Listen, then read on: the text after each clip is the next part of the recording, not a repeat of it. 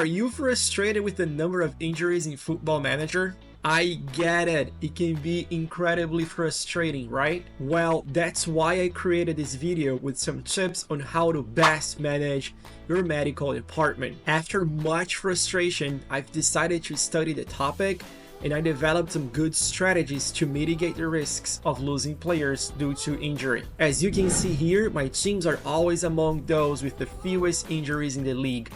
In this example, my modest Fulham is ahead of big powerhouses like Chelsea, Liverpool, Manchester United, and many others.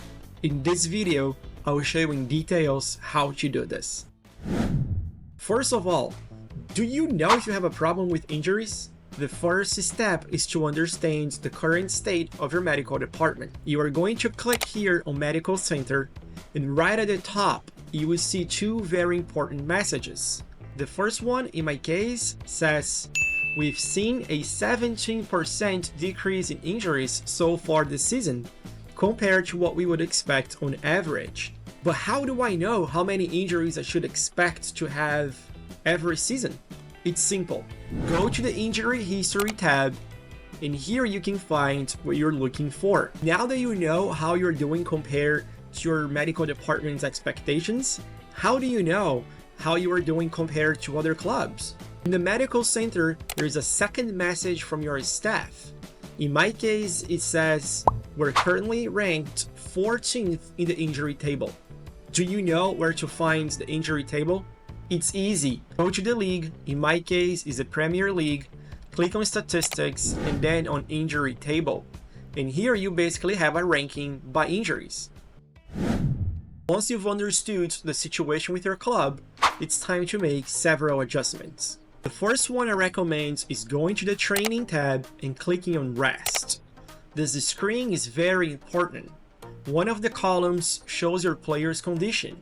If they train hard, when their condition is low, they are very likely to get injured. To make your life easier, you can come here and set automatic training intensity based on a player's condition. Here are my recommendations with one caveat. You should do double intensity only during preseason or for young players who are focused on development. Speaking of training, I see a lot of players leaving training in the hands of the assistant manager. Personally, I don't like that. I prefer to set up my own training schedules. I know it can be very tedious, but here's the thing. The worse your assistant manager is, the more mediocre your training sessions will be, and the more likely your players are to get injured.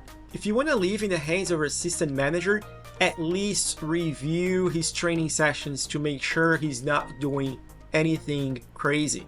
Here's another tip about training.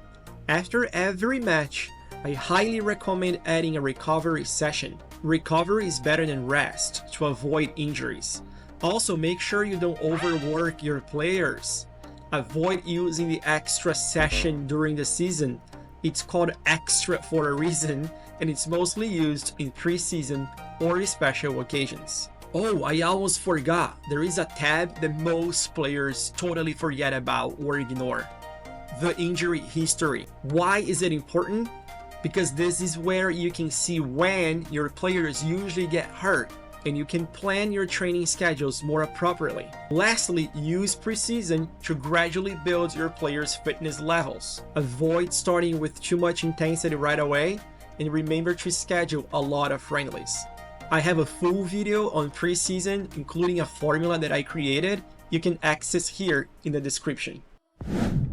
Sometimes, despite everything we discussed, you still need to plan for rests. Football calendar can be crazy sometimes, or all the time, right? There will be cases during the season when your players will be exhausted, and adjusting their training levels will not be enough to get them fit.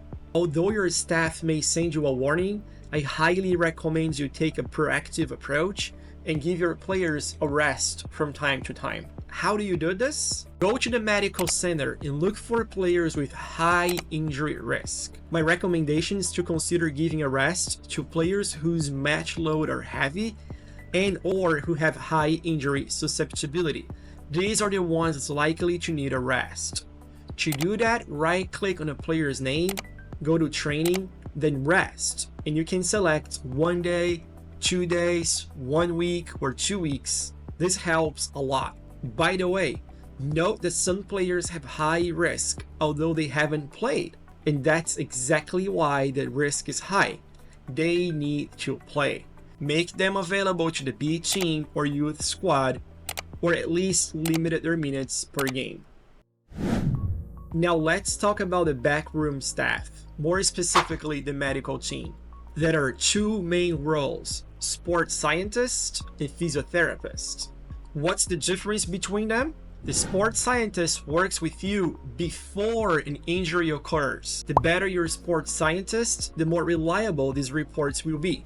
The second role is the physiotherapist, who will work with you on players who are already injured. The better the physiotherapist, the faster and more effective the recovery will be.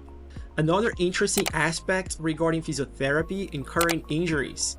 When you click on current injuries, you can see how the player got injured, whether it was during training, in a match, from a harsh tackle, or something else. Sometimes that nasty defender will tackle your forwards and he will get hurt.